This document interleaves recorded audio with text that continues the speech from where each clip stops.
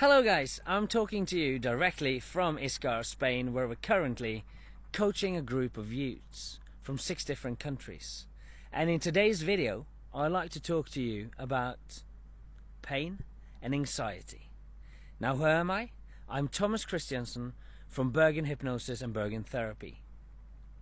Now, pain and anxiety is something we deal with on a daily basis. Pain is an unpleasant experience for the most of us, and it is often associated with injury or something that is perceived as harm in one part of the body. Now, the feeling of pain is subjective, this meaning that the same trigger be felt in different levels in different people. So what factors are affecting our senses of pain? Well, the scale of the pain depends not only on how the pain was received, but also on how the person receiving the pain perceives it. So we can put it this way.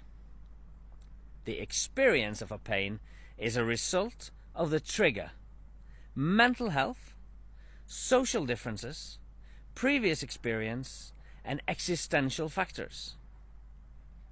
Now, our bodies have an inbuilt system to keep the pulses from the pain down, and other systems that aggravate the pain in certain situations.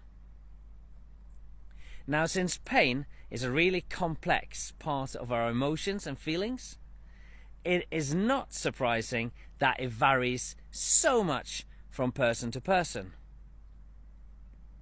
The different types of pain, as there is 4 different types. One is nociceptive pain, the second is neuropathic pain, psychogenic pain, and idiopathic pain. Now, nociceptive pain is what you usually associate with pain, like the discomfort that is felt by injury or the threat of being injured. This pain only comes into play due to small pain sensors found almost anywhere in your body. Now, this may be due to heat stroke, cuts, inflammations, and all other types of pain-causing stimuli. Now, nociceptive pain can be triggered in both outer and inner parts of the body. Neuropathic pain is pain that results from damage to the nerves or your brain, and this type of pain differs from the nociceptive pain in that no pain-causing stimuli are necessary. A particular example of neurogenic pain is patients who have been having a limb removed, and they may subsequently be hurt in the part of the body that is no longer present. Psychogenic pain is pain that has psychological causes. Physical distress can produce psychological effects. An example of those symptoms may be muscular weakness, stomach ache, or pain. Mental health issues can be seen in many different ways. However, it is not uncommon that depression and anxiety are shown in bodily pain as one of the symptoms. An idiopathic pain is when we do not know the cause of the pain.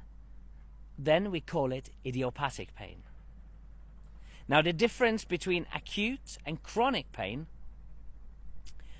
is not only different in terms of duration, but also in the terms of how the person perceives the pain.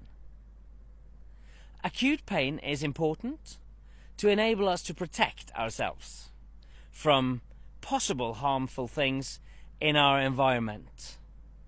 This is unlike more chronic pain, where acute pain will often respond well to pain medications.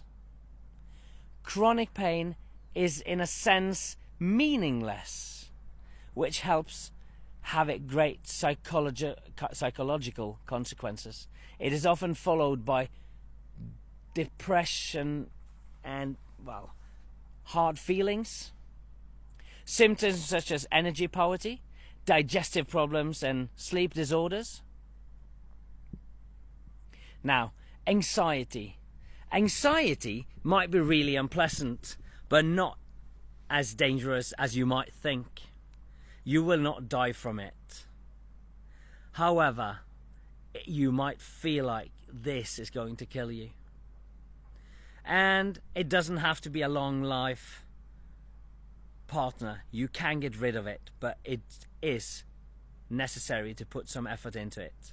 And there is a lot of treatments that can help.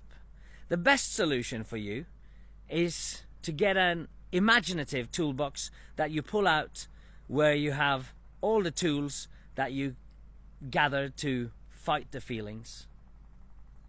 For these tools might be working in one way or the other. So keep filling your toolbox with methods and processes and more to make sure that you have the tools available. Now, an anxiety diagnosis does not have to be, as I said, a long life companion. And it's the most common thing in the Western society. And many people have one or more anxiety experiences during their lives. But some live with it, and some learn techniques to relieve the symptoms. Now, there are different types of anxiety. You have social anxiety, which is more feeling the discomfort or anxious in and around other people. It can also occur only when we're meeting certain groups of people or in certain situations. Then you have phobias, and this is, for example, that you are afraid of spiders, flying, birds, and the fear is so strong that you try to avoid what creates the fear, and you can be hampered in your daily life. Now, panic anxiety is more getting the heart beats up and sweating. Many are afraid of fainting, being strangled or dying. And the fear of new attacks can make you feel isolated at home. Now, obsessive compulsions is more that you get unwelcome and unpleasant thoughts or images in your head. Then you have post-traumatic stress, which occurs as a reaction to a mentally painful event or accumulated stress over time. Then we have the hypochondriac, and it's excessive health anxiety or disease. Characteristics are the persistent concern that one may have seriously body diseases. Now, treatments to anxiety is several. However, pain and anxiety disorders, you will find that hypnosis is probably the best way for you to go down. Once you have hypnosis, it will never leave. However, you will be able to travel in time and change your perception of the feelings and happenings. It is important to understand that you can never take anything away, but you can change your perception about things. And in that way, learn to deal with and cope with your issues. Some do this on their own, while others need the help from a therapist. This is where we come in. If you would like to know more about anxiety, pain, and how to deal with it or get rid of it, we're here to help. Now, please contact us through our website, www.bergenterapi.no, and we are looking forward to be a part of your solution. And we do sessions mainly in Norway and online, and we do it in English and Norwegian. Now, I'm Thomas Kristiansen from Bergen Therapy and Bergen Hypnosis, and our email is bergenhypnosis@gmail.com. And do not hesitate to contact us, because we care. All the best from Iscar, and for now, thank you.